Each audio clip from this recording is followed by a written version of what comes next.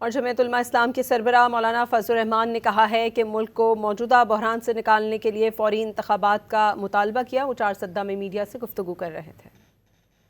میرے خیال میں تو اطمینان اور سکون اور قومی وحدت یکجہتی اس کے لیے ضروری ہے کہ فوری الیکشن کرائے جائیں، اور ملک میں یہ جو روز نتیجے بنائے جاتے ہیں اور ناکام لوگوں کو جو ہے اسمبلی میں لایا جاتا ہے، کامیاب لوگوں کو گھر میں بٹھا دیا جاتا ہے، یہ کوئی ڈھکی چھپی نہیں رہی ہے اب یہ بات۔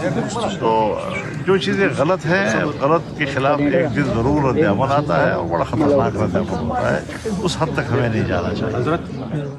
اور جمعیت علماء اسلام کے سربراہ مولانا فضل الرحمان نے کہا ہے کہ ملک کو موجودہ بحران سے نکالنے کے لیے فوری انتخابات کا مطالبہ کیا۔ وہ چارسدہ میں میڈیا سے گفتگو کر رہے تھے۔ میرے خیال میں تو اطمینان اور سکون اور قومی وحدت یکجہتی اس کے لیے ضروری ہے کہ فوری الیکشن کرائے جائیں، اور ملک میں یہ جو روز نتیجے بنائے جاتے ہیں اور ناکام لوگوں کو جو ہے اسمبلی میں لایا جاتا ہے، کامیاب لوگوں کو گھر میں بٹھا دیا جاتا ہے، یہ کوئی ڈھکی چھپی نہیں رہی ہے اب یہ بات۔